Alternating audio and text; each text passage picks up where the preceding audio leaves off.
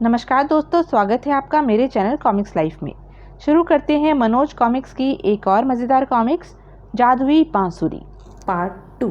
नीच धोखेबाज कितने खुश हो रहे हैं, शायद इसलिए कि मुझसे वह दूसरी चमत्कारिक वस्तु भी हड़प सकेंगे, लेकिन इस बार खून के आंसू रोएंगे। बनिया की पत्नी उसी समय रसोई घर में खाना बनाने में जुट गई और बनिया उसे आदर पूर्वक बिठाकर बातों में लग गया। और सुनाओ भाई, इतनी जल्दी फिर तीर्थ यात्रा पर जाने की तुम्हें क्यों सूझी? क्या इस बार भी उन्हीं महात्मा जी से कोई चमत्कारी वस्तु लाए हो?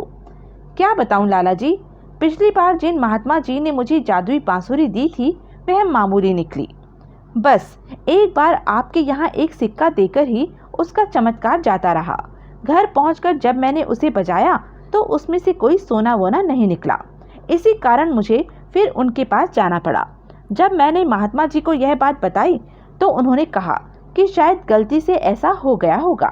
उन्होंने मुझे एक और बांसुरी दी और कहा कि वह बांसुरी मुझे रोज दोपहर को एक की बजाय सोने के 2 सिक्के दिया करेगी।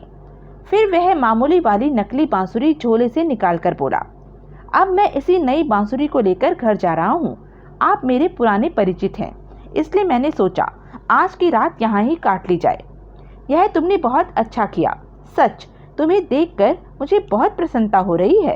तुम आज रात ही क्या, जब तक जी चाहे यहाँ रह सकते हो। अरे भाई, यह तुम्हारा अपना ही घर है, यहाँ तुम्हें किसी किस्म की कोई तकलीफ नहीं होगी। इसलिए तो मैं यहाँ आया हूँ लाला जी। यदि मैं इसे अपना घर नहीं समझता तो यहाँ आता ही क्यों? बिल्कुल ठीक कहा भाई। अच्छा, जरा इस बांसुरी को बजाकर इसका चमत्कार तो दिखाओ। लाला जी, इसे तो दोपहर को बजाने पर ही सोने के सिक्के निकलते हैं। हाँ, कल दोपहर को इसका चमत्कार जरूर दिखाऊंगा।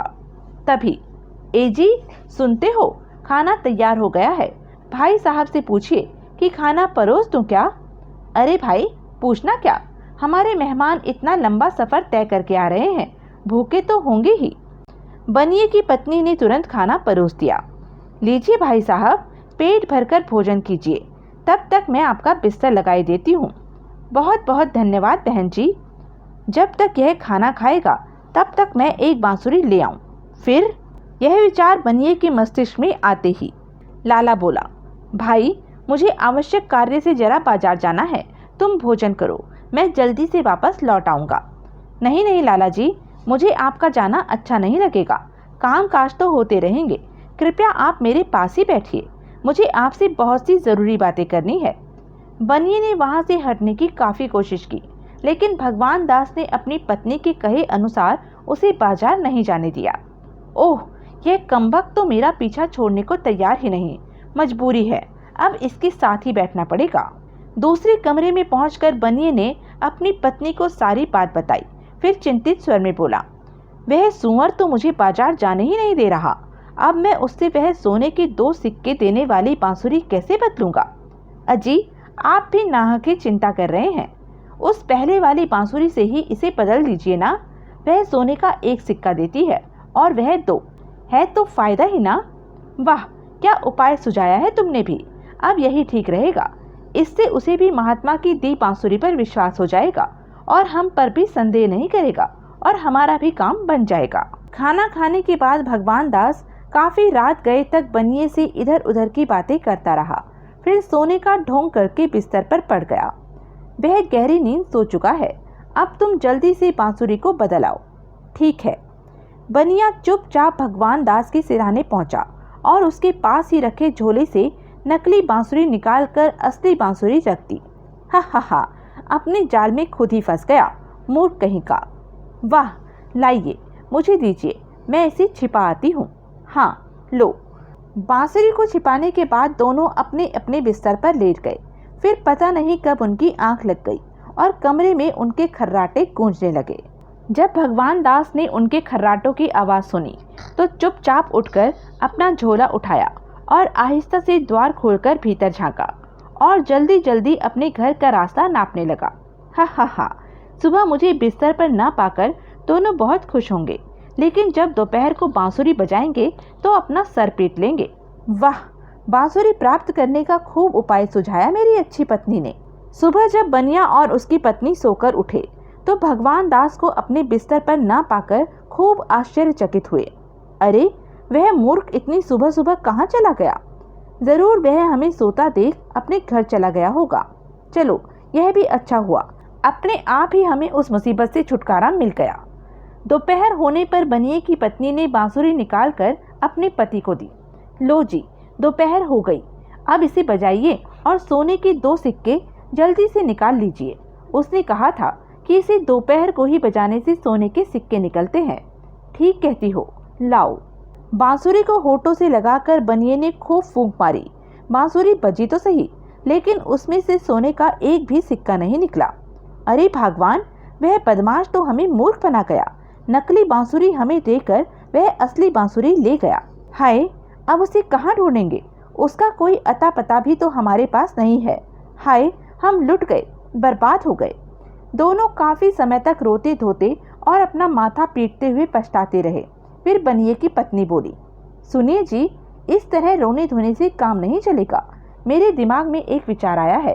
क्यों ना हम भी एक बार हिमालय की तीर्थ यात्रा पर हो आए और उस महात्मा को खोजकर उससे अपनी गरीबी का हाल सुनाकर कुछ मदद करने के लिए कहें। हो सकता है वे हमें भी कोई ऐसी चमत्कारी वस्तु दे दे जिससे हमारा भाग्य बदल जाए। वाह, खूब उपाय सुझाया। तुम जल्दी से मेरी यात्रा का प्रबंध करो। मैं अभी हिमालय पर्वत की ओर रवाना हो जाता हूँ। आप अकेले नहीं, मैं भी आपके साथ चलूंगी, क्योंकि आपको तो किसी से बात ही नहीं करनी आती। यदि महात्मा जी को बजाय अपनी बातों से खुश करने के आपने नाराज कर दिया तो जो कुछ पास में है वह भी जाता रहेगा। ठीक है, तुम भी तैयार हो जाओ, लेकिन जरा जल्दी। और कुछ देर बाद दोनों सफर की तैयारी पूरी कर हिमालय पर्वत की ओर चल दिए। हम शायद कल सुबह तक ही हिमालय पर्वत की तलहटी तक पहुंचेंगे। चाहे रात को पहुंचे या सुबह, पहाड़ पर चढ़ाई सुबह खाना आदि खाकर ही करेंगे, क्योंकि रात में चढ़ाई करना खतरनाक साबित हो सकता है। चलते चलते रात हो गई और जब वे बहुत थक गए और उन्हें भूख भी लगने लगी तो उन्होंने एक स्थान पर बैठकर भोजन किया और कुछ देर विश्राम करने के बाद फिर आगे बढ़ने लगे। अंत में सुबह होने के साथ ही वे हिमालय की तलहटी में पहुंच गए। बस, अब भोजन कर कुछ देर विश्राम करते हैं, उसके बाद चढ़ाई आरंभ करेंगे। ठीक है, चलो उस झील के किनारे चलकर बैठते हैं। झील के किनारे बैठकर दोनों ने फिर भोजन किया और झील का ठंडा पानी पीकर कुछ देर विश्राम करने के पश्चात वे पहाड़ पर चढ़ने लगे। चढ़ते चढ़ते दोनों आखिरकार उस स्थान पर पहुंच गए जहां महात्मा जी की कुटिया थी। वह देखो, भगवान दास ने मुझे ऐसी ही कुटिया के बारे में बताया था। चलो देखते हैं, और हाँ, यदि उसमें वे महात्मा जी मिल जाएं तो उन्हें दंडवत करना ना भूलना। कुटिया के भीतर प्रवेश करने पर उन्हें वही महात्मा समाधि में ध्यान मग्न बैठे दिखाई दिए जिन्होंने भगवान दास को जादुई बांसुरी दी थी। आहा, वही महात्मा प्रतीत होते हैं। अब हमारे भाग्य जाग जाएंगे। वे इस समय समाधि में हैं। आओ जल्दी से उनके चरणों पर लेट जाएं। जब वे हमें उस अवस्था में देखेंगे तो प्रसन्न हो उठेंगे। और दोनों पति पत्नी महात्मा के चरणों पर दंडवत हो गए। थोड़ी देर बाद जब महात्मा जी ने अपनी आंखें खोली तो उन्हें अपने सामने दंडवत मुद्रा में देख मृदु स्वर में बोले, उठो बच्चों और बताओ, कौन हो तुम लोग और इस सर्दी के मौसम में इतना जोखिम उठाकर क्यों आए हो यहाँ? साधु की आवाज़ सुनकर दोनों तुरंत उठकर हाथ जोड़कर बैठ गए। हम लोग बहुत गरीब आदमी हैं महात्मा जी, अपने चमत्कार से हमारी गरीबी को दूर कर दीजिए। हम बड़ी आशा लेकर इतनी दूर तकलीफें उठाकर आए हैं। हाँ महात्मा जी, हमें कोई ऐसी वस्तु दें जिससे हमारी गरीबी कुछ ही दिनों में दूर हो जाए और हम अपने नगर के सबसे बड़े धनी बन जाएं। ओह, ये दोनों तो लालची प्रवृत्ति के प्रतीत होते हैं, लेकिन इतनी दूर मेरे पास चलकर आए हैं, इसलिए इनकी कुछ न कुछ तो मदद मुझे करनी ही चाहिए। सोचकर महात्मा ने अपने झोले से एक सिंह का पुतला निकाला जिसका मुख खुला हुआ था। मेरे बच्चों, जब तुम दोनों इतनी तकलीफें उठाकर इतनी दूर मेरे पास आए हो तो मैं तुम्हारी मदद अवश्य करूंगा। लो, यह सिंह का पुतला लो। इस सिंह के मुंह में एक हाथ डालकर तुम मुट्ठी भर सोने के सिक्के जितनी बार चाहो निकाल सकते हो, लेकिन ध्यान रहे, यह जादुई सिंह मैं तुम्हें केवल 3 दिन के लिए दे रहा हूँ। चौथे दिन संध्या होने तक तुम्हें यह पुतला मुझे वापस करना होगा, वरना इसके मुंह से निकाला गया सारा धन मिट्टी बन जाएगा। और हाँ, सावधान, भूल कर भी तुम दोनों में से कोई इसके मुंह में दोनों हाथ मत डाल बैठना, वरना पछताने के लिए भी जीवित नहीं बचोगे। हम आपकी बात का ध्यान रखेंगे महात्मा जी, और पुतला आपको वापस भी कर जाएंगे। फिर दोनों पुतला संभाल महात्मा जी को प्रणाम कर तथा उनसे विदा लेकर पहाड़ से नीचे उतरे और तेज तेज कदमों से चलते हुए अगले दिन सुबह ही अपने घर में पहुंच गए। सुनो जी, समय बहुत कम है, आप जल्दी से उसके मुंह में एक हाथ डालकर सिक्के निकालना आरंभ कर दीजिए। थक जाओ तो मुझे कह देना।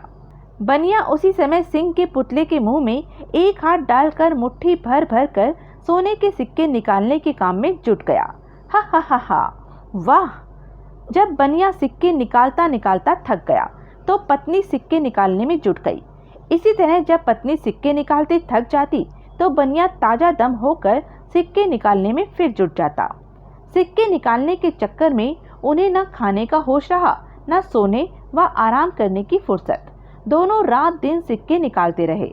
2 दिन में ही उनका पूरा घर सोने के सिक्कों से भर गया, लेकिन लालच था कि अभी भी उनका पीछा नहीं छोड़ रहा था।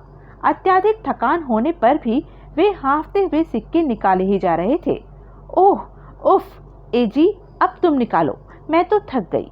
इसी तरह सिक्के निकालते निकालते जब तीसरा दिन भी बीत गया और रात हो आई तो बनिए की पत्नी चिंतित स्वर में बोली, ए जी, कल हमें यह पुतला महात्मा जी को वापस लौटाना पड़ेगा। यदि ना लौटाया तो हमारे सारे सिक्के मिट्टी में बदल जाएंगे। तुम ऐसा करो, दोनों हाथ डालकर सिक्के निकालना शुरू कर दो। अच्छा यही होगा कि और जितने सिक्के निकाल सकें इसके मुंह से निकाल लें। लेकिन महात्मा जी ने तो कहा था कि दोनों हाथ इसके मुंह में डालने से हम पछताने के लिए भी जीवित नहीं बचेंगे। अजी, आप तो उनकी बात को मन में ही रखकर बैठ गए। हो सकता है उन्होंने यह बात इस भय से कही हो कि कहीं हम दोनों हाथों से उसके पेट में पड़े सारे सिक्के ही ना निकाल लें और उनके लिए कुछ भी ना बचे। इसलिए तुम देर न करो, समय बहुत ही कम है, अतः दोनों हाथों से ही सिक्के निकालना आरंभ कर दो। किसी ने सच ही कहा है, विनाश काले विपरीत बुद्धि।